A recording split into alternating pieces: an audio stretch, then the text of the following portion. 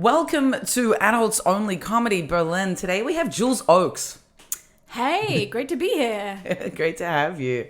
You've come all the way out to my new apartment in Deep Neukölln. And it's beautiful. There's like trees and plants and nature. It's quiet. It is. It's very so un-Berlin. It's so un-Berlin. I don't see anyone. There are no bondage buildings. Gear. Yeah, there are no buildings. There's no garbage. No garbage, did you say? No, I said no, I don't see anyone in bondage gear. Oh, in bondage gear. Yeah, there's definitely garbage.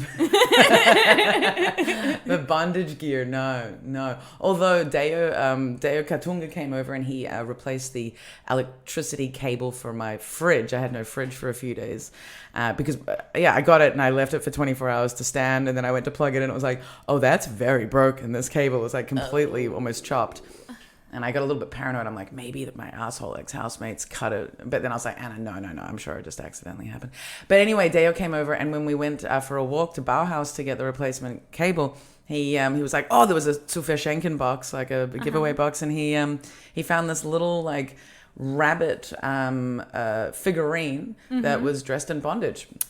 Oh, I mean, that's just cute. I know. I like, honestly, when you started that story, I thought that it was going to be the beginning of, like, that's a very porn setup for a story, isn't it? Like, oh, Deo came over to fix my fridge. And just like... So funny.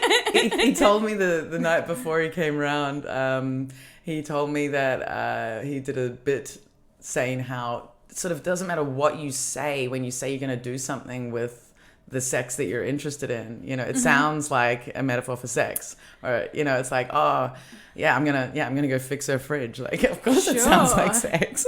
Yeah. I mean, I'm not sure that like a thing that is designed to stay cold, is necessarily like, I'm not sure that's a compliment. Yeah. If it is a metaphor for sex. But like, I'm gonna keep her heart frozen. You know? Yeah, although it still sounds sexy. Like, it's the two F's. I'm going to fix her fridge. Yeah. I mean, I definitely feel like anything involved with plumbing definitely still has, like, you know, I'm gonna go unblock her drains. That to me, like, sounds so gross, but it's so gross, but also extremely sexual. Yeah, right. Oh, I like Nikki Glaser has something about cleaning the tank. Nice. Yeah. Clean the tank. Hey, yep, that's gross, but it's so true. Definitely. Yeah. What's that thing they say about, like, when you, like, you know, when you haven't, like, run taps in a while? Oh, you gotta clear the... what is it when you let the water run? Yeah, and you, like, because it doesn't, like, you get the run, and is it like... I like how we're both using our hands, like, just undoing taps. Like, that's gonna help. I don't know what it's called. Is it like letting the brown run out? Like, yeah, something like it's letting something the brown really, run out. That's gross. It's really nasty. I let the brown run out all last week. You know. Ew. Oh my god, man. Jesus. This is the first time I've recorded a podcast with someone licking and scratching me. It's not me. It's not me. Just we have your dog here, and Leia is very affectionate. Yeah, she's... I'll call her orally demonstrative. Yep, that's an accurate description. Like mother, like dog. Like, would you consider yourself orally demonstrative? It's been known, you know. I mean, I have other ways of demonstrating my affection, but, you know, who doesn't? Who doesn't, right? Resort to... I like using my mouth a lot, but I think most people know that already. All right, Leia, you cutie. When was the last time you let the brown run out? Me? Oh, night before last. Night before last. Was nice. it night before last? Yeah. Oh, yeah, me too, actually. Yeah. Well, no, Friday morning, actually, to be fair. Friday morning. Mine was definitely... Friday morning. Okay, mine was Friday night. Or technically Saturday morning. Okay. Yeah. Good stuff. Good stuff. Yeah. Life's good. I mean, you know. But you haven't really had a break. Like, you've been pretty, like, solid the entire time, pandemic-wise. Like, you've just been busy. Right? You mean... romantically. Romantically. Sexually, yes. Romantically. I don't know if you'd call it romantic. Crucial distinction. No, I mean, like, I had some weird shit going on back at the beginning that I'm not sure I want to go into. Yeah. I feel like there's been so much damage from the pandemic. It's like going back into those stories. I feel like during that 7-month lockdown we had here, we talked about our problems, and like it was the only thing we really had. So yeah, I feel like going back into those things now, for me, it's just like, oh, such old history. Like someone asked me about my housemate situation just like this week, and I was like, I just don't want to, like, I'm so done with that whole story. My God, no, I don't want to talk about it. Or even like the dude that, you know, broke my heart in January. Although there is a story, there's a follow-up story to that recently, which is pretty funny. But like talking about what actually happened, like it's just like, ugh, no. Yeah. I mean, I just like, I don't know. I have this history of making poor romantic choices when I feel like when things in my life are bad, which perhaps is not like like a revelation that, like, you know, when you're feeling vulnerable, you're just like clinging to every dick-shaped life raft that you can find. Dick-shaped life rafts. I think that's the name of the episode. That's so good. Oh my God, that's exactly what was happening, I think, in the lockdowns for... I don't want to reduce every like feeling that I had to just desperation, but there's something in that. For sure. Yeah. I mean, but I think that's human nature, isn't it? Like, yeah. Like there's, you know, every movie about like the impending end of the world has some dynamic in it where people are just like, you know, just like binding themselves to another person because nobody wants to be alone at the end of the world. And like, but I mean, funny, I mean, not funny, really fucked up, but funny story. Some years ago, I was like, my gynecologist had like had said that there was a chance that I might have cervical cancer, and I didn't. I was fine. But I was dating this guy. How old were you? It was like 4 years ago, maybe. Which so like makes 30. Yeah. Are you 86? 87. No, 87. That's right. Your vagina stamp. That's right. Yeah. Just to clarify, yeah. Okay. There's a tattoo, and we don't need to say more. Bad choices. You know. But no, like I'd been dating this guy for a few months at the time that I had this like, not diagnosis, but I was told, oh yeah, we need to watch this. We're going to give it 3 months and then come back and we're going to have another look.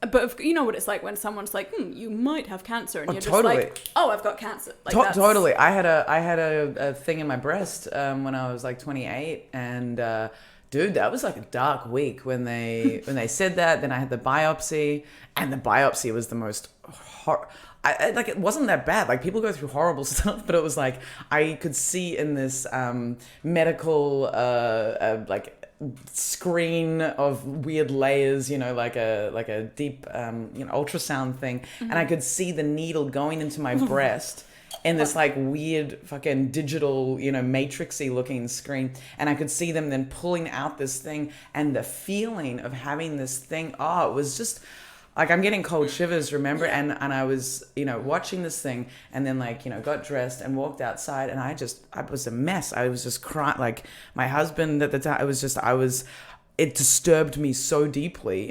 And that was just a biopsy of a cyst that turned out to be nothing. And yeah, it was a horrible 2 weeks. So to be told that you might have cervical cancer, holy shit, dude. Yeah, it was fucked up. But the guy that I was seeing, like, I'd already, like, he would not stop telling me how to raise my dog, which, you know, immediately, like, take a fucking seat, man. Your mum had pug puppies. I'm sorry, but, like, not the same thing. Not the same thing, no.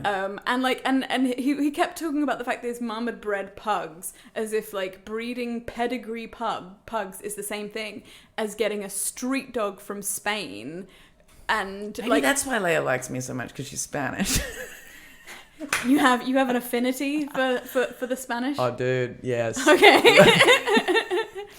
Yeah, right. I was reflecting this morning on just how, like, yeah, I've got like a little tag of my thing about speaking, and it came out more when I was in Barcelona. But it's like I speak Italian and Japanese and German and English. I don't really speak Spanish, but my pussy's fluent. Nice.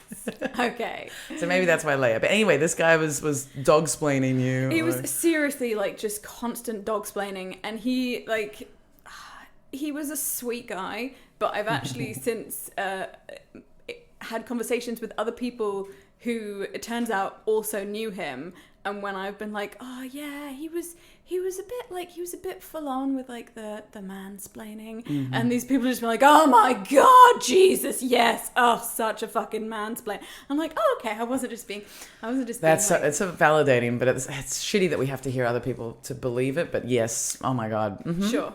But like when I got this news that like I might have this cervical cancer, I was like, okay, I need to break up with this dude now. Like I knew that it needed, just because like I was like, if I get this diagnosis, if it is cancer, I don't want to have to deal with like, I need my life to be as simple and streamlined so that I can deal with this situation, because I knew there wasn't a future for us, and I was like, right, I'm gonna get this over and done with. I can't, like, do I sound like a sociopath now? Like this seems just like the obvious thing to do. No, I love it. It's like, I don't need someone who's going to explain my cancer to me.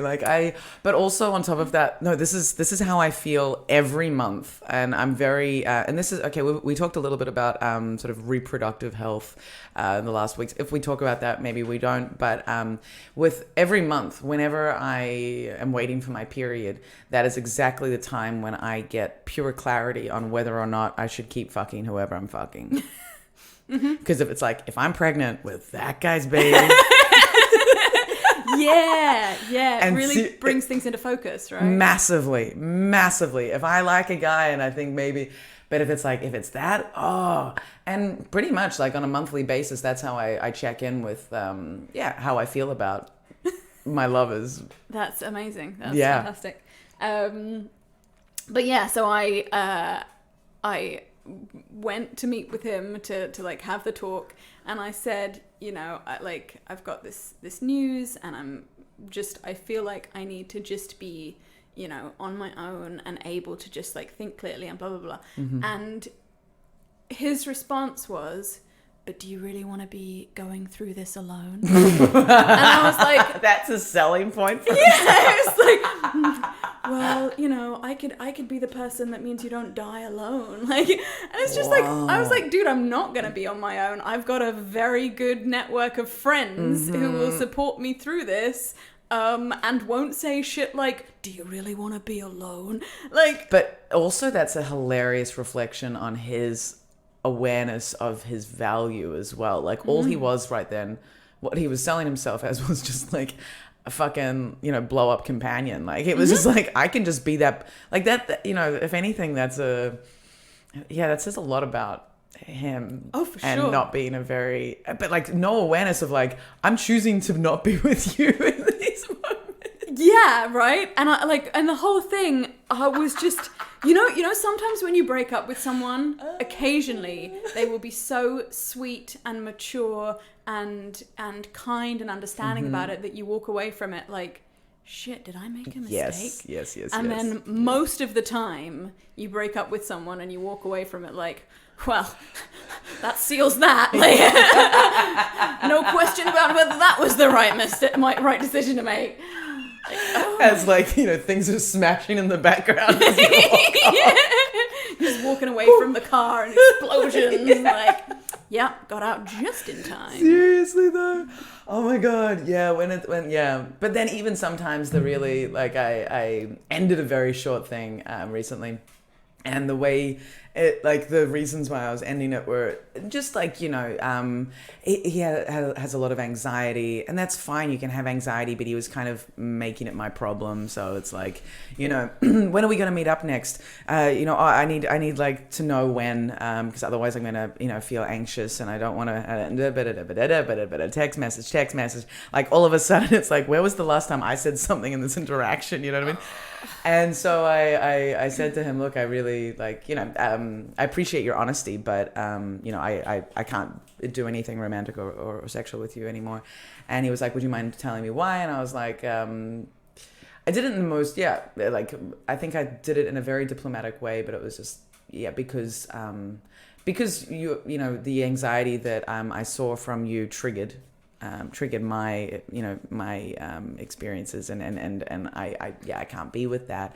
And then his sort of end responses, it was just like, and also like super submissive and super like wanting to be, I don't know, there was just so much in there that I was just like, whoa. And then as nice as he was, at the end he was still like apologizing for his existence and everything. It was just like, oh.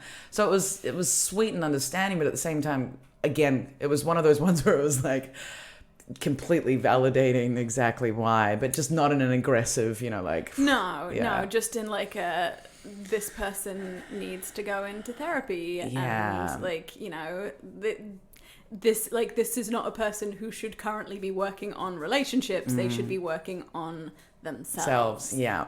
No, totally. Oh man. That. Oh man. But yeah, the reproductive thing. Do you want to talk about that at all or not? Sure. Hey, you know what? I was thinking the other day, there are so many people.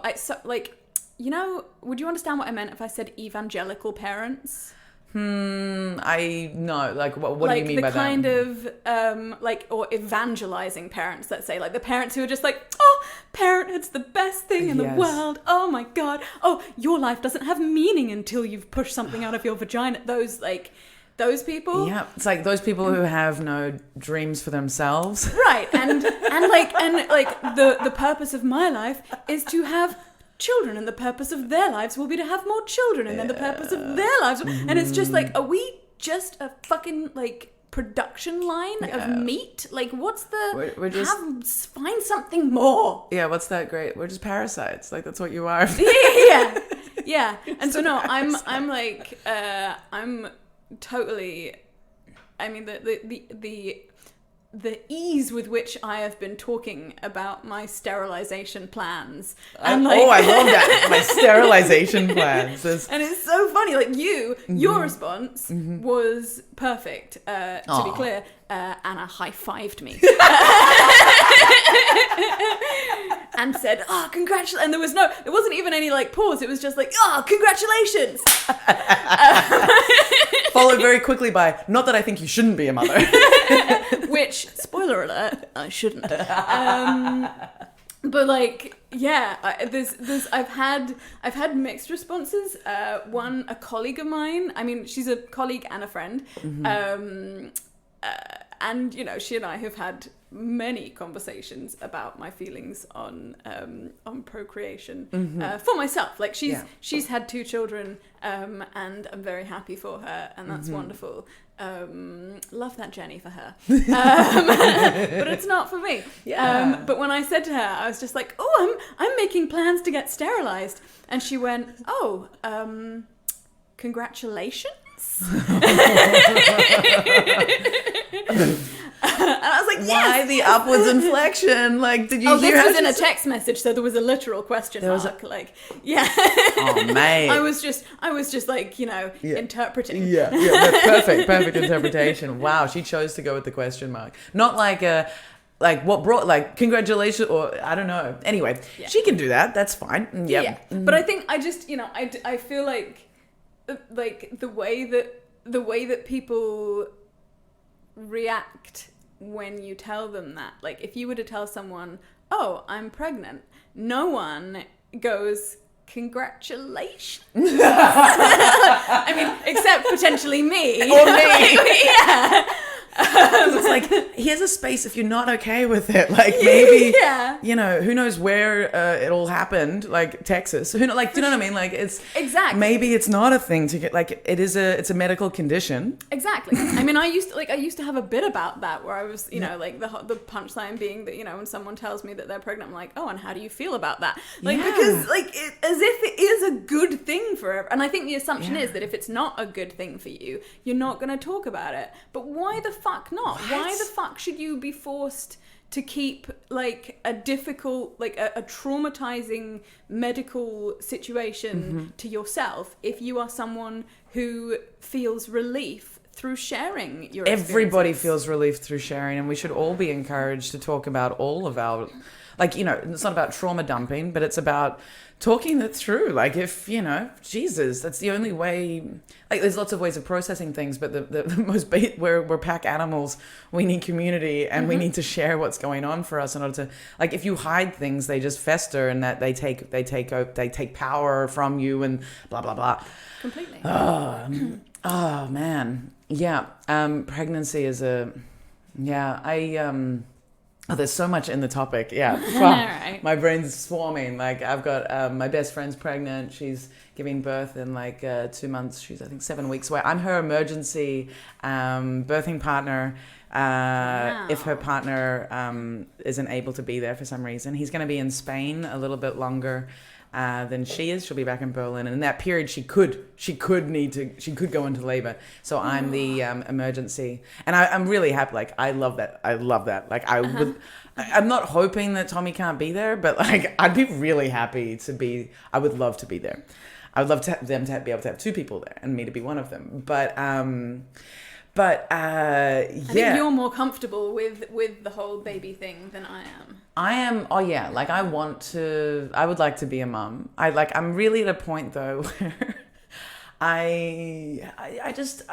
I'm feeling much more, you know, in my late 20s, I got to a point of, what's the word, like definitive, like I absolutely wanted to be a mum, and it was quite a driving thing for me.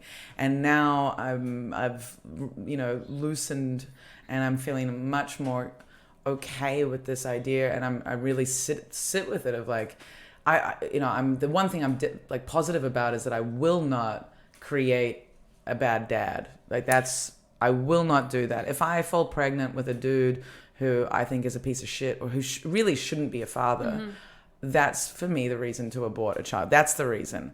Not because, I just moved into a new apartment, or my comedy career. As important as that is to me, and it is primary, I'm more concerned with, you know, bringing a kid into the world that has this fucked up relationship with its you know, other half of its genes. It's like, no, I don't want to. There's like, therapists are good, but come on, like, creating more children that will absolutely need that, like, like, reluctant fathers, fuck off. Absolutely, yeah. Having having a father that doesn't want to be around for a kid is like, or, you know, or resents it, or just any of the, like, any of that, like, toxic parenting shit is just so scarring. And like, we have enough people in the world who are dealing with that shit. Like, why would, and like, I don't know. And we have enough people that are getting born into the world anyway. If I can choose to go, hey, no, that person doesn't get to be a parent on any level, even just like a biological parent, you know, like, it's just all like, even if they're as far away as possible, here's still this new life that is aware that this one half of, you know, its existence doesn't want to be involved, didn't want to be a part of it. And even just knowing of an absent parent is highly problematic. Yeah, completely. And I mean, like, I have many reasons for not wanting children, but one of them is just that, like, how can I put this? Human beings lie to themselves, and I'm no different. Like, I lie to myself all the fucking time. I'm usually aware when I'm lying to myself, and I'm just like, I'm just gonna go with this. Can you give me a recent thing that you lied to yourself about? Because this is an interesting topic, because my mum is usually the one that really highlights to me when I'm lying to myself. So I mean, one thing, like the IUD that I got put in, that was I spent 7 years on hormonal birth control when I was in my teens and my early 20s, and it fucked me up so bad that when I came off it, I was like, I am never ever doing that again. Yeah. But then 10 years passed, and I was like, oh, it can't have been that bad, because what I remember is feeling both simultaneously dead inside and also wanting to die, and it can't have been oh no, it was actually that bad. Oh my God, hormonal treatment is so nasty. Oh my God, yes. Yeah. But it's crazy how we'll look back and be like, oh, wasn't that like, yeah, it's crazy how we the memory, it's like going back to an ex and being like, it wasn't that bad. Yeah, completely. Absolutely. I think we often lie to ourselves when sex is concerned. Oh my God. But yeah. I think a lot of people, especially at the moment, are lying to themselves about what this planet is going to look like in 30, 40 years' time. And like, I legitimately don't want to be a mother. I wouldn't mind being a father. That looks quite fun. That's great. That's cool. But I don't want to be a mother.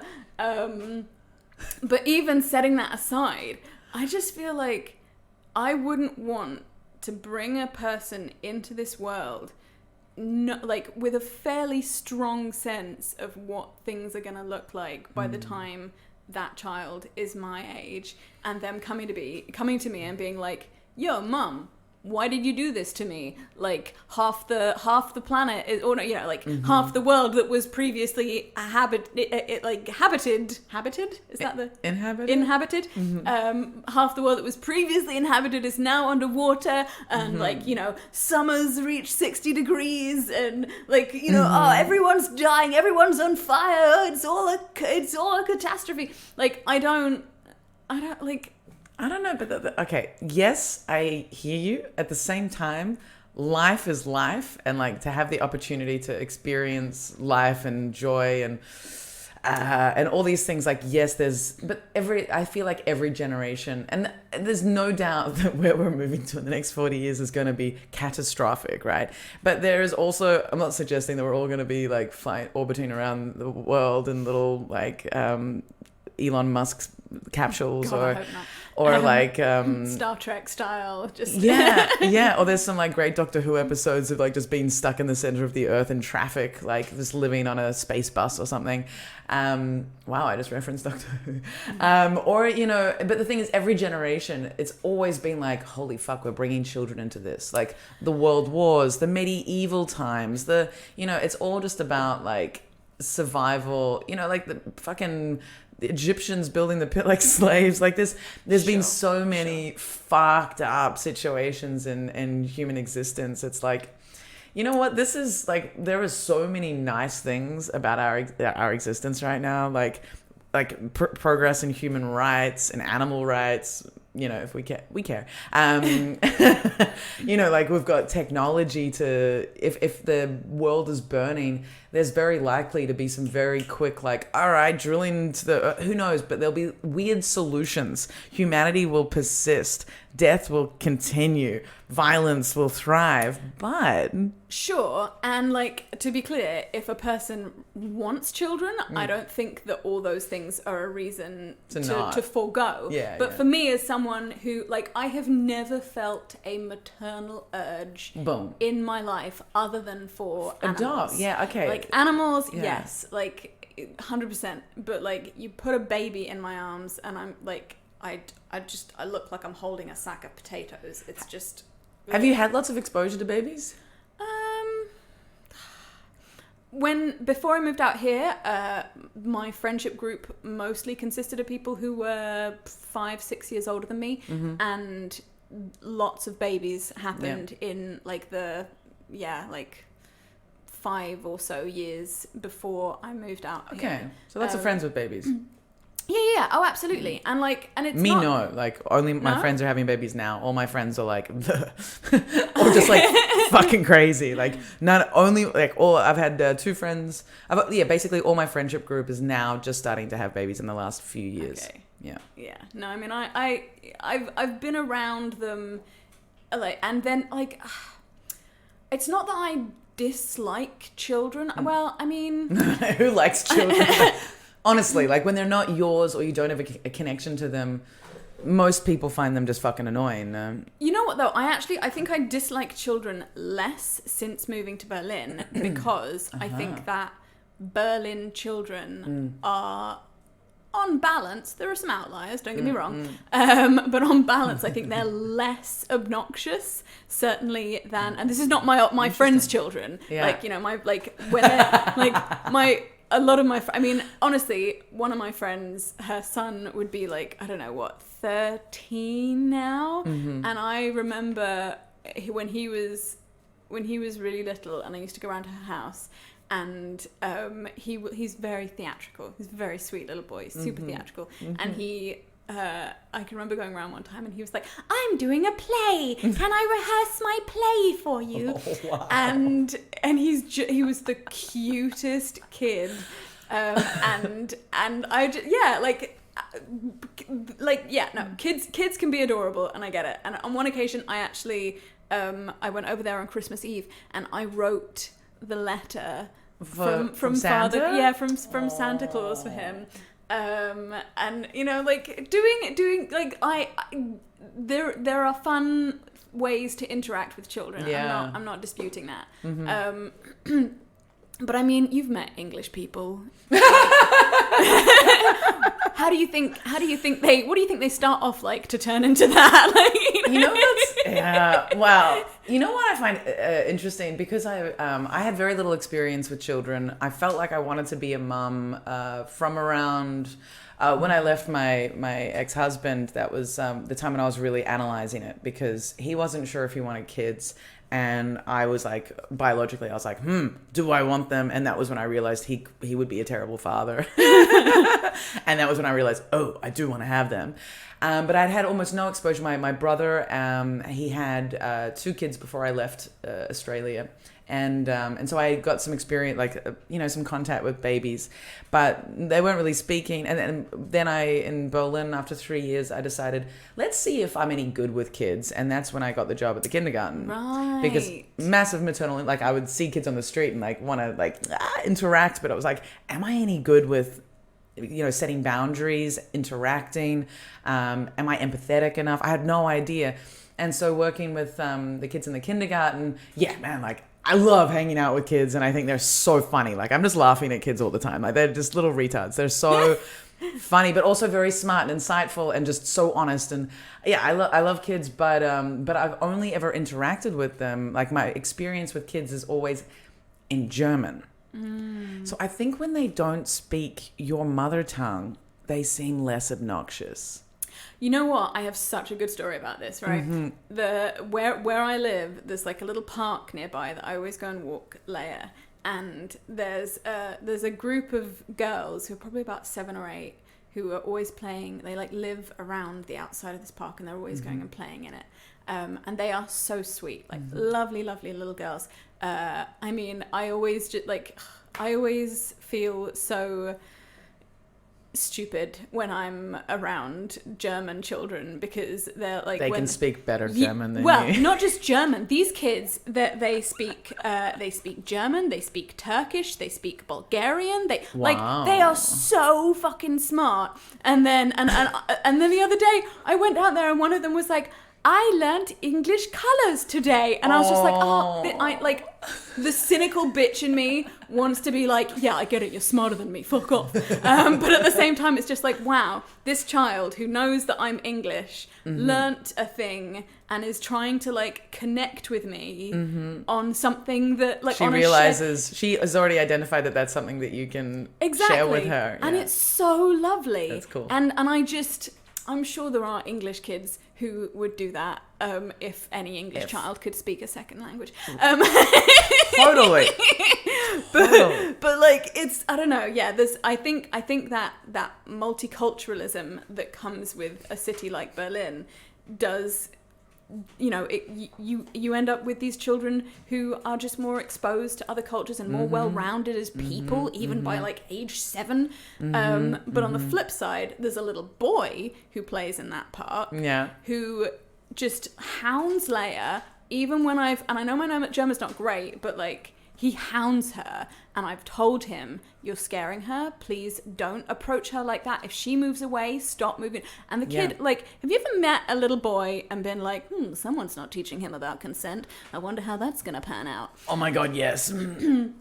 Yeah, and he's even like someone hasn't taught this kid how to you know, respect boundaries. Just generally. Exactly. And he's gonna be absolute chaos when he's older. But also the one time I actually had like a conversation with this kid, as soon as he, you know, I like even a 7-year-old who tries to speak to me, a German 7-year-old that tries to speak to me in German is going to pretty quickly figure out that my German is pretty fucking limited. And once this kid figured out that my German was pretty fucking limited, he started saying to me, and I quote, Arschloch bedeutet, ich liebe dich. And what a cunt. I know what Arschloch means, and I know what ich liebe dich means, and I was just there going, what does bedeutet mean? and I had been trying to like, I was thinking, like, what is the connection between asshole and I love you? Like, what is, like, you know, sometimes you can figure out from context what a person is saying, even if you don't know all the words. And I was just going, what does this mean? What does bedeutet mean? That's so funny. funny. And then after I left the park, got Google Translate out, and I was like, little fucker. Yes. Oh, that little, what a prick. For anyone that doesn't know what bedeutet means, it means means. Little shithead. I realized, with my, so the kids that I look after now, just my nannying job, the ultimate job ever, 9-year-old girl, 6-year-old boy, I realized they correct my German. Like, they will correct it. And it's great. Like, and you know, I think it's very cool for them to feel like they can give me something as well. It's not just this, you know, one-way thing where I'm telling them what to do and I have they're actually helping me as well. But recently, like, they correct me, but they have been correcting me less, and I feel like, I think I'm getting better because I'm not. Yeah, they're really, or they're just becoming more tolerant of bad German. I mean, both good. Yeah, both good for skills. sure. I mean, I do like.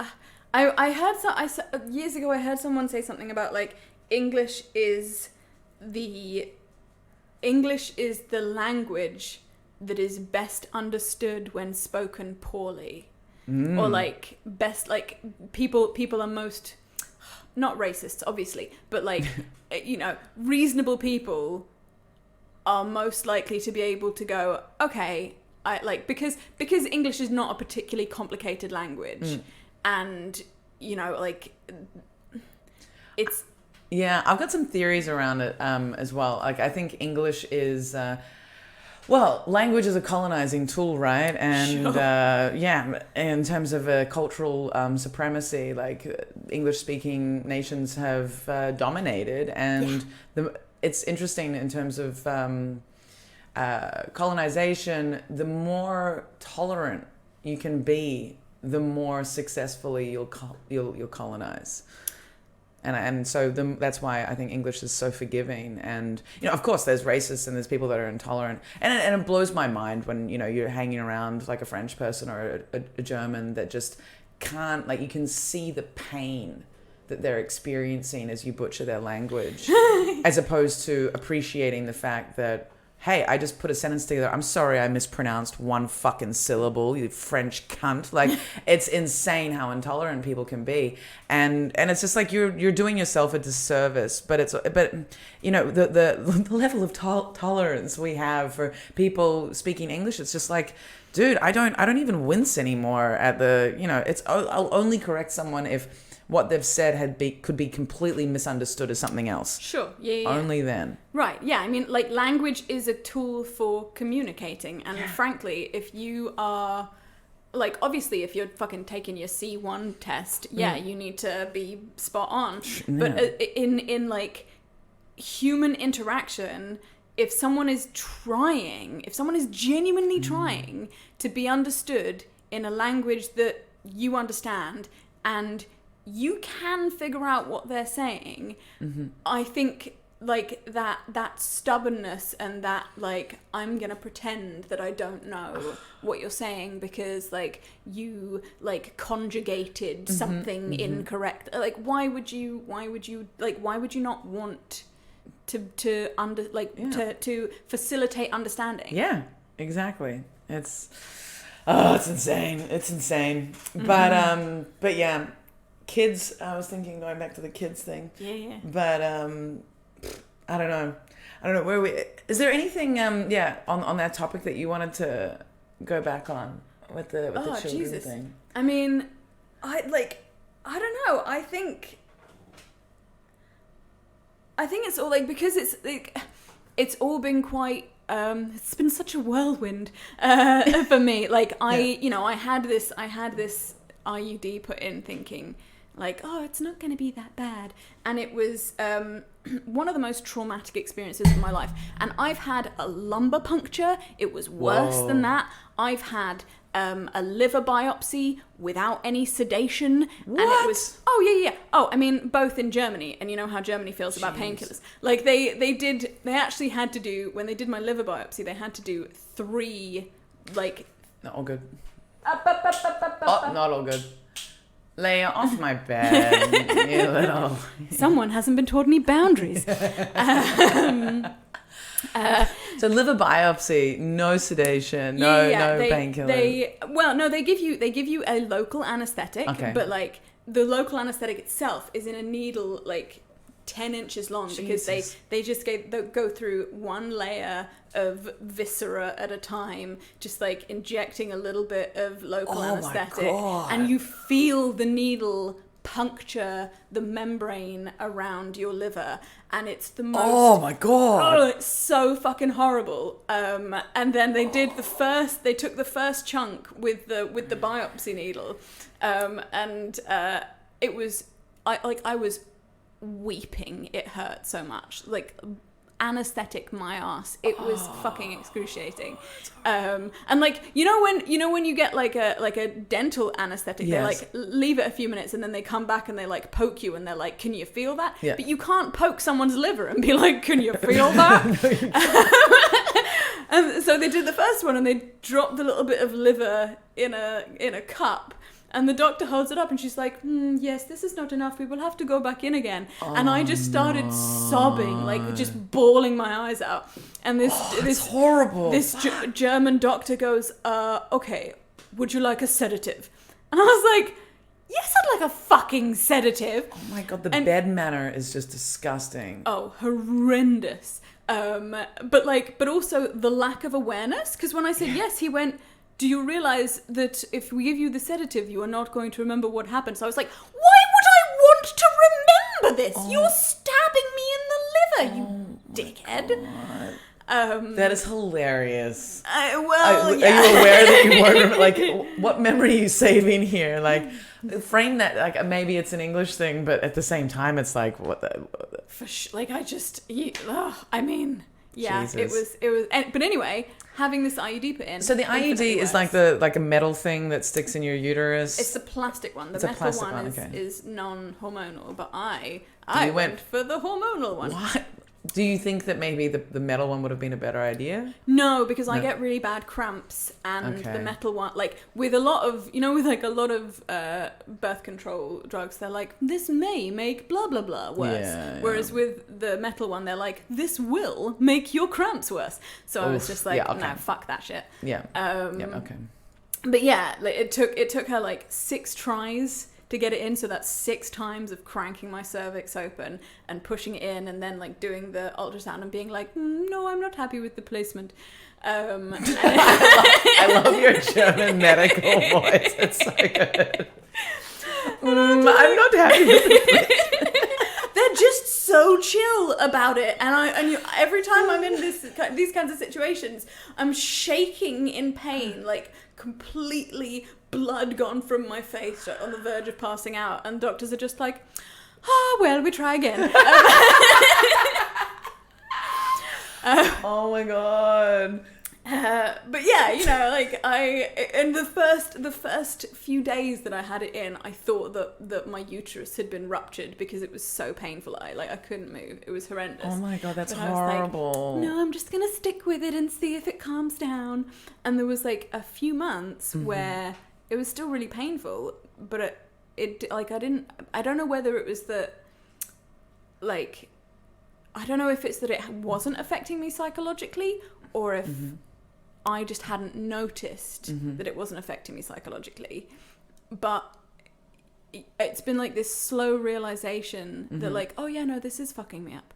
Yeah, this is like, this is, you know, causing me a lot of like psychological distress. So not only is it like a physical, like I know what IUDs are loosely, never really went deep because I was just like, whoa, that looks horrible. And, like, smart move.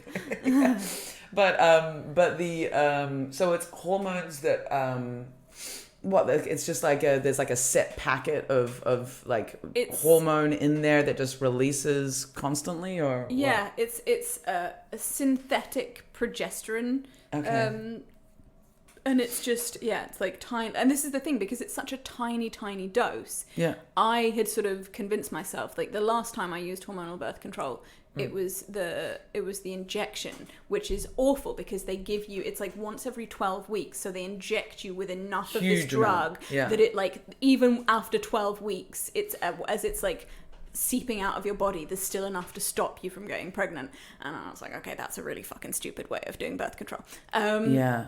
But I thought, because this is such a tiny amount, I was like, maybe I'll be fine.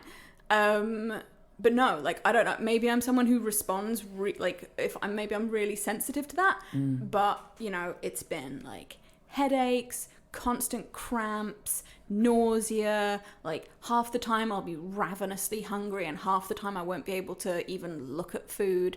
And just like the bloating and like just muscle aches and joint aches and the fatigue as well. I slept for like 6 hours yesterday afternoon because I took the dog for a walk, and I got back and I was just like, I'm so tired. And I hadn't done anything. Yeah. And you're like sober and healthy and active and yeah. So yeah. So hold on, it's still in you and you're getting it taken out? I think on Friday. I'm going to see this doctor on Friday. And my plan is, like, I'm going for a pre-op consultation. But my plan is to just be like, yeah, while you're down there, can you just whip it out? Like, I don't like, yeah. You know, hopefully the surgery will be in a few weeks' time. That's super cool. And, but also one thing that I've found out since deciding to go this route is that, and I don't know whether the fact that I've only had this thing in for a few months will make this less likely, but apparently there's this phenomenon of where after you have it taken out, because your body hasn't been producing any progesterone because it's been getting it artificially, it has forgotten, like it's out of the habit, and so you end up like your estrogen levels just fucking skyrocket. And there's like a period of some months when your body's ramping up production of progesterone again. I know Reddit is not the place to go to for your for medical advice, but for honest experiences of people who have used whatever drug. And I mean, you know, there are limits. I'm not suggesting that people decide whether or not to get, you know, vaccinated, for example, based on stories on Reddit. But you know, I think with something like birth control, where there are such information's really hard to get around people's real experiences, like just like the amount of encouragement we get to use hormonal birth control is insane, given there's also just like given the risks, and also there's just not enough information, in my opinion, about how it changes you, because I really feel the period that I when I stopped taking hormonal birth control, like the pill, that period of coming off it and rediscovering my feelings, and then reconnecting with my body, and then going through the process of then starting to track my period and all the insights that I get around how my body works, and that level of empowerment you feel when you really know your body. Like, I think the psychological impacts of hormonal birth control are massive, and no one's talking about them. So going, for example, to a forum like Reddit for people's experiences about these things, I think that's probably more, like, if a woman is writing about it, that's going to be more legit. Well, not legit, but it's like, here's some authentic experiences. Yeah. And I think, like, doctors may have, like this is not, like, I'm not suggesting that doctors are out there routinely lying to women about birth control, but, like, they're going to have different priorities. Yeah. And yeah, like, they may be, their calculations may be different. They like, if they know that you don't want to have children, and that, like, they're probably thinking, okay, well then we have to give her something to make sure that she doesn't get pregnant, because I sure as hell don't want her to have an abortion. I don't know, but anyway, there are all these stories of women coming off this specific model of IUD and then just being like so fucking depressed and getting like agoraphobia and like massive anxiety problems, and so I'm hoping I'm really hoping that the fact that I've only been on it for a few months means that my body hasn't completely forgotten how to function. But what you, like, it's so interesting, like, what you say about, like, oh, there's not enough information about how these things affect the way that we see ourselves and feel about ourselves. Years ago, I had this friend who had been on the pill for 12 years, and she'd been in a relationship with a guy for, I don't know, 7 or 8 years. Like, she'd been living with him.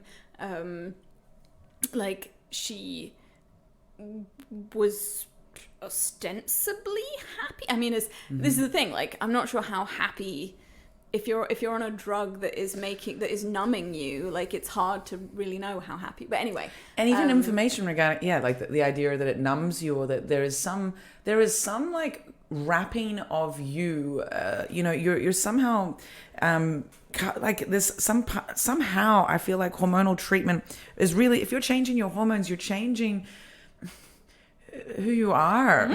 For sure. I mean, like, what else? Like, in terms of our personalities, like, yeah, there's our experiences, but our hormones, whether it's dopamine, serotonin, estrogen, testosterone, whatever, like, our hormones are a huge part of our personalities and how we interact with the world. And crucially, things like our sexual attractions.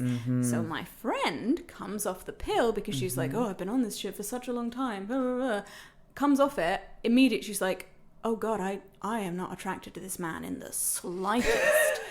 And I just wonder, like, how many situations are there where people have come off birth control because they and their partner have decided to start trying for a baby, and they come off the birth control, and then they're just like, ew. Yeah. And, like, how awful if you had that realization after you got pregnant. Oh, total. Like, I that was one of my first bits I had, because I'd stopped taking the pill, and I started using this period tracking app, and the whole process of coming off the pill, I had looked into a lot of things, and there are countless stories of because the hormones interact with your sense of pheromones and all of these things, so who you're attracted to is going to be totally different when you're on the pill and when you're off the pill. So it's like, why would you fuck with that? Like, why would you fuck with who you want to spend your time with, who you would want to get pregnant with? Like, why would you, or even just whose semen you want inside you, or even if you want semen, maybe in fact you want to be with, like, who knows how much it's affecting your awareness of what is attractive to you and what gives you joy. Totally. Yeah. And not just that, like, what gives you joy. Like, if you're sexual attraction, it's also like your libido is also your creative spirit. It's like, how much are you, like, putting this coating on it that's just changing it. And this is the other thing. Like, the last couple of months, I have I've started doing comedy again, and I want to be like being creative again. And I just very happy you're back doing comedy, Jules. Oh, yeah, thanks. just wanted to put Me that out too. there, yeah.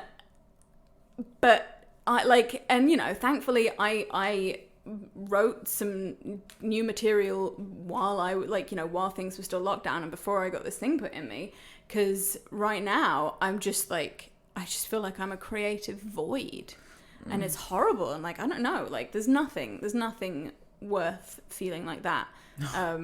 And yeah, like, and as I was saying to you the other day, like, I know I'm super fucking privileged to be in this position, but even if by some miracle I decided in 5 years' time, you know what, maybe I actually, like, I wouldn't think to myself, oh, getting sterilized was a mistake, because it wouldn't have been a mistake. No. It is not like, there is no scenario in which I will think that was a mistake. Yeah. But it's possible that I may think, oh, you know what, actually, I would like to be a mum. Yeah. Don't see it, but I'll concede that it's a possibility. Yeah. In which case, there's still IVF. Yeah. Like, I'm not taking the oven out. I'm just, exactly. Like, it's still there. It would just require a little bit of, like, a little bit of intervention. Yeah, exactly. Yeah. A little bit of assistance in the baking of in the kneading of the dough. Getting the bun into the oven. Just, exactly. But and like a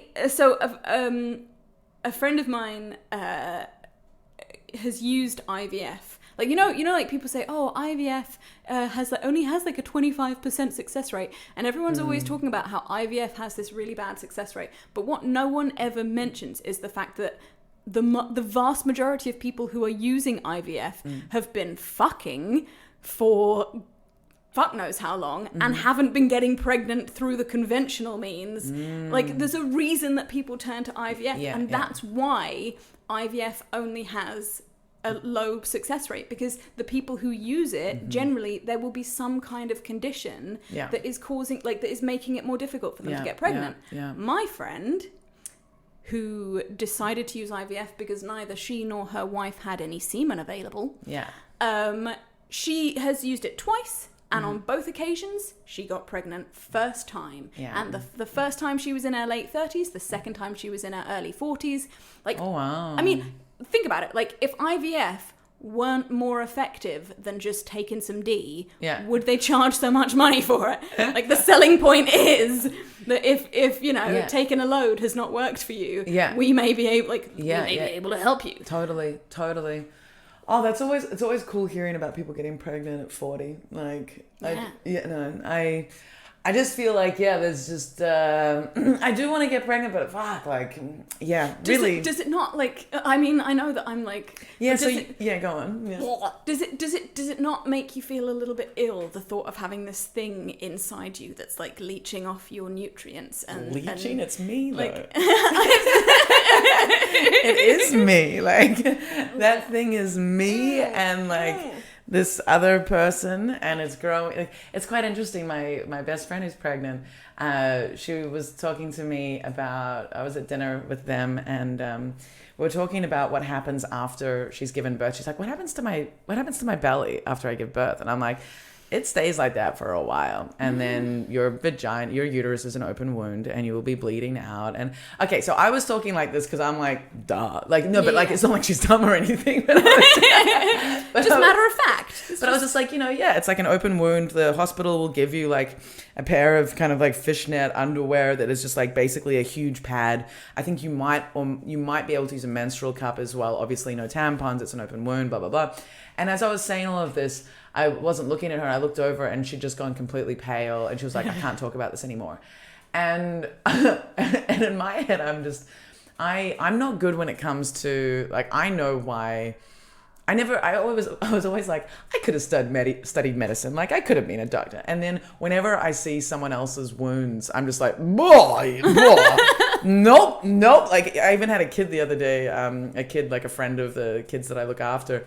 We were eating, and she looked over to me. She was like, Anna. And I looked over to her, and she was just bleeding from the mouth, and one of her teeth had come out. And I was like, oh God, that's horrible. That's disgusting. I was very, I could be really, cool about it. And I've had lots of kids actually like bleeding in front of me, and I don't like other people's blood. I'm not a fan of the people's wounds. It's not good for me. However, when it comes to the idea of like of my body or, you know, of me getting pregnant and all the things that happen with that, no, like I'm not squeamish about that at all. And also like in terms of a baby coming out, I think that's different. Like when it's like an injury, I'm like, ugh, gross, because it's like that shouldn't have happened. But like a baby, like that's a whole process that is completely natural. And I think having a baby inside me, there's a part like my body, I feel like it really wants to experience that. And I also like I love menstruating.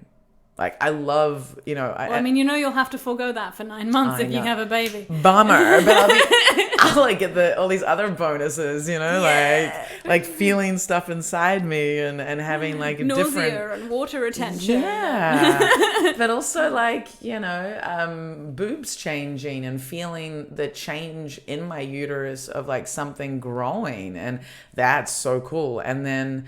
yeah, like when I menstruate, I love feeling, you know, what I think is the tissue like coming from off the walls. And I love feeling when my eggs are going into my uterus. And I really enjoy, I feel very empowered, you know, with having an awareness of what's happening and knowing what's happening in this connection of potential life, and then the process of it being, you know, flushed out. And yeah, I really love all that stuff. Cool. Good for you. A lot of people don't sympathize with me on this, but I feel really strong when I'm menstruating. I mean, they do say that, like, biologically speaking, in terms of like the hormonal changes, when you are menstruating is the point at which your like hormonal sort of your hormonal levels most emulate what a man has hormonally all the fucking time. Dude, I've said it. I feel like a man when I menstruate, and it sounds like the most ridiculous thing. No, you're onto something hormonally. Yeah, hormonally, I feel so fucking strong, and I feel like, and it, usually when I'm menstruating is when I fuck the most. Like, okay, and like I'll often end up during single periods. I'll end up going on multiple dates when I'm menstruating, or hooking up with people on that week. It's almost always. Wow. When I'm menstruating. Like first time having sex with me, often I'm bleeding. Cool. Yeah, I mean... That's so interesting. I fucking knew it, man. I feel like such a dude. And it's the dumbest sounding thing to feel, because it's the most female thing to do is to menstruate. But I mean, like... I feel like a dude. Do you not suffer from really bad cramps? Nope. Okay, so I think I get waves of like, I get cramps, but they're not really like, I don't see them as really bad at all. I'll get moments where I'm just like, whoa, like wanting to hold on to things around me. I'm just like, whew. It's more like waves of, you know, like cramps are, I'm not sure, you know, sometimes it hurts, and I guess it's what a cramp is, but it's again, it's like feeling strong when I'm feeling Man, you got some real like superhero vibes right now. It's like, I take my power from the pain. No, that's cool. Yeah, like I think I just, you know what? I think I go when I'm not feeling fucking horrendous like I have been this past month. You know, the gym and really intense exercise is the way that I get that like, it's not roid rage, but it's like as close as you can get to it without actually taking roids. Yeah. And I love that feeling when you're lifting really heavy and you're pushing your body to its extremes. And that just like surge of there's a video of Arnie on YouTube of him talking about the pump and comparing and he like compares it to like an orgasm, so cute. Which bless Arnie. But like it's that feeling of just like the blood rushing through your veins and the adrenaline and the and that like I think that's where I get, like, it sounds like I get the same thing from that as you get from bleeding. Well, I can relate on that exercise adrenaline thing as well. Like it sounds like spin class, or when I was living in Vetting, and I do now. I ride all the time. Like living in Vetting, I realize I can ride all the time, no matter what, except when it'll be snowing. But yeah, riding 40 minutes home and to work every day, I'll get off my bike and it's like, I'm so like, you get, when you have that sense of, but there's a connection, right? It's having this sense of being very connected to your physicality. And I think there's something similar in when you're menstruating, it's like really knowing what's happening and feeling this process. And yeah, but I think there's also the testosterone hormonal thing. Yeah, no, that you there is like that feeling in your body, because I think we spend a lot of time trying to like separate ourselves from our physical body. And yeah, you're right. I think when you can literally feel processes happening in you, or when you are using your body for something that requires all of its all of its force, like it's you have to be super aware of your body. And I think there's definitely something primal, and I think culturally there should be more, like, oh man, I feel like in education we need so much more education on connecting in our mind the importance of our body, and like listening to it, whether it's hunger, creativity, exercise, sex, understanding females, understanding internal workings, males even understanding their hormonal things, and then and then like, other education about like self-faith and confidence would be fucking great. Sure. But those things are very connected, I think. Like having an awareness, confidence comes from awareness, right? And if you have more awareness of your body, then you're going to be more confident about everything. Oh man. All right. Yeah. So do you have anything on the topic of adults only that you want to like talk with me about, or question, or a story, anything that like... Oh, Jesus. Yeah. I wasn't aware that I had to come prepared. No, you don't. If there's anything that's come to mind, because we've talked about great stuff and there's no lack of greatness. We're going to wrap it up in a bit, but it was just like, if there was anything that's ever popped into your head. I'm really glad we talked about the reproduction stuff. That's like, yes. That's my jam. That's my jam. Oh, baby, yes.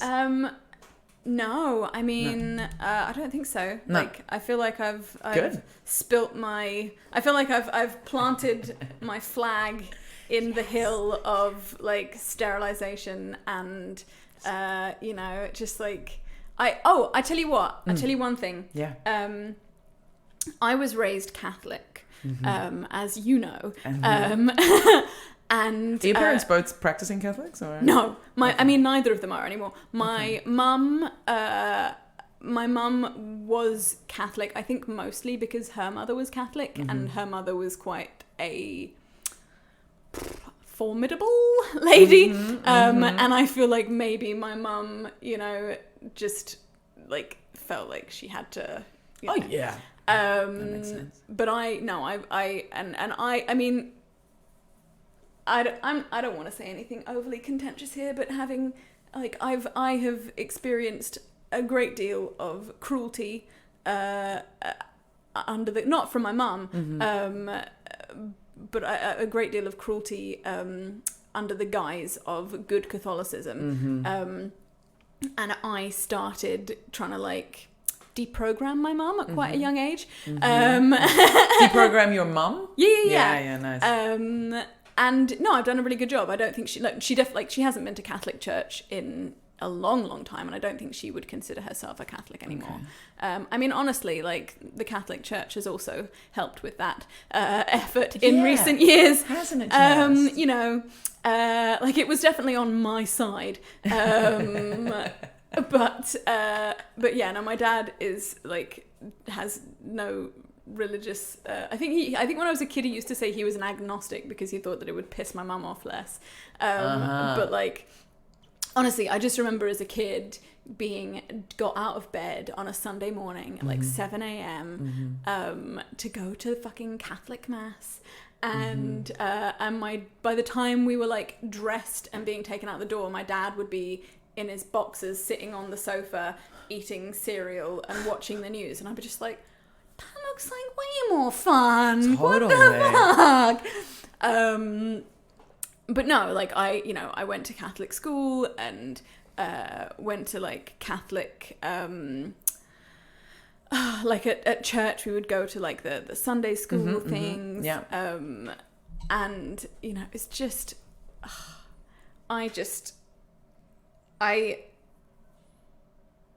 I heard a story, and I won't go into too much detail out of respect for the people involved, but I heard a story recently about a man who was a practicing Catholic, and he and his wife had lost a child. And they were so traumatized by the loss of their child that they had started using protection. And he felt so guilty about it that he went to confession and told the priest. And the priest was like, that's a sin. You are, that's like, and this man was grieving for the loss of a child, a young child. And he was like, is there anything that I can do to atone for this? Like, can I be forgiven? And the priest was like, no, I won't forgive you. I won't forgive you until you stop using protection. Wow. And then like years later, when he and his wife were like, and he stopped taking what do you call it? Communion. Stopped taking communion because he felt like he was not entitled, like, because that's the thing, you're not supposed to take communion if you have like sins that have not been atoned for. And it had been like dwelling on him for 40-50 years or something. And then when he and his wife were elderly people, he went to confession, and it was new priest, obviously the other guy was long dead. And he said to this priest, many years ago, I came to confession and I explained blah blah blah, and I was told that I couldn't be forgiven because I was still using protection, and I would really love forgiveness. And the priest was like, well, are you still using protection? He was like, nope. Oh my God. His wife was like 30 years past the menopause, and the priest was just like, okay, well, there you go, you're all forgiven. But it's just like, oh my God, the torture that people will be put through. And so I have this, like, I'm often curious about the Catholic Church because it was like a big part of the early years of my life, and because kind of it's like it's just like a very traumatic thing that is still kind of lingering in my past. Yeah. And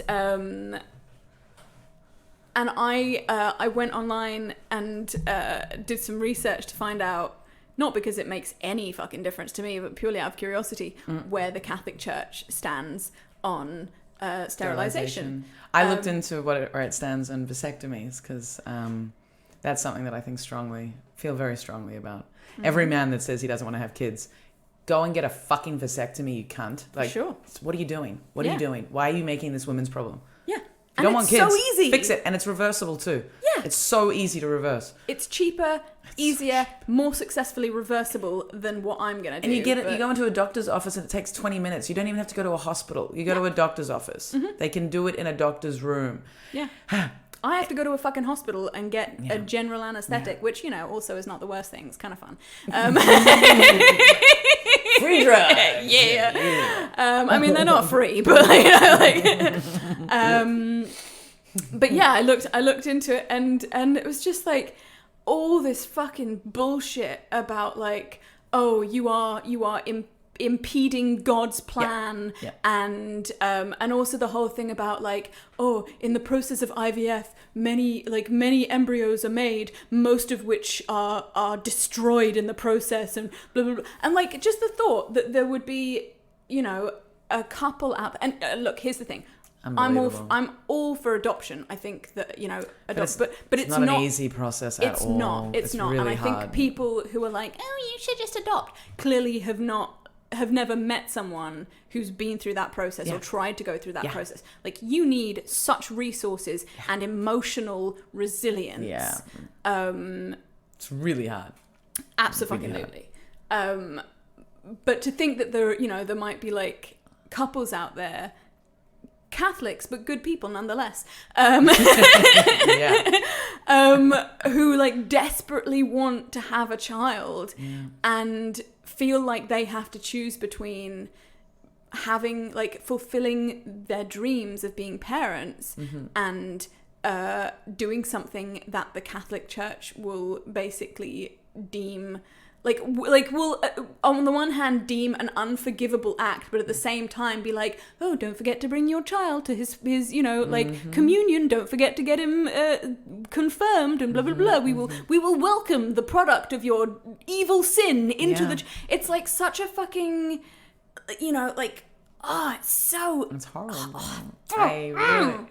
It's incredible how much power it still has and how much damage it continues to wage and But yeah, I'm if the Catholic Church didn't want me, like if they still wanted me before, they're definitely not going to want me back after. Like I will have no purpose. Oh come on, like you haven't done more unforgivable sins. I mean, sure. Come on, mate. Sure, but none that necessarily required paperwork.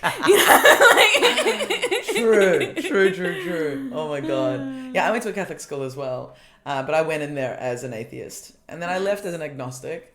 And I did like some of the communion stuff sometimes, and then I was like, whatever it's called, but then I was like, no, this isn't authentic for me at all. And then more and more I was just like, why would I ever support an institution that doesn't support women? Sure. Or like our sovereignty over our bodies or anything. So yeah, but yeah, let's wrap this up because I've got to get ready for Grindhouse comedy this afternoon. I have a gig as well tonight. Oh! So, what are you doing? I'm doing... Laughing Spree? No, Julietta's gig that's happening at 800A. Oh, cool. I forget what it's called. Yeah. That's terrible. It's like a microphone that's multicolored. Yes.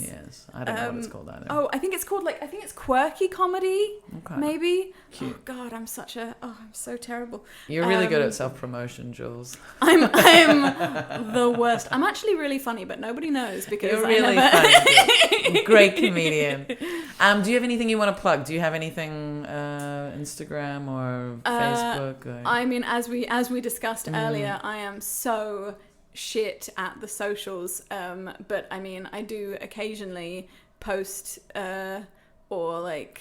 Can people find your shows on this stuff? Like, let's say that I will start. Let's say I will start promoting my shows on Instagram, or at least adding the events to your Facebook page. Sure. So Jules Oakes Comedy, is that Jules right? Oakes Comedy, and then Instagram is jules.oakes, I think. Very good. Very confidence is convincing. Oh my god, I'm so bad at self-promotion. That's all right. That's okay. Well, I'll be uploading this now. Well, in a few hours. But that has been Adults Only Comedy Berlin, and see you next time. Goodbye. Bye.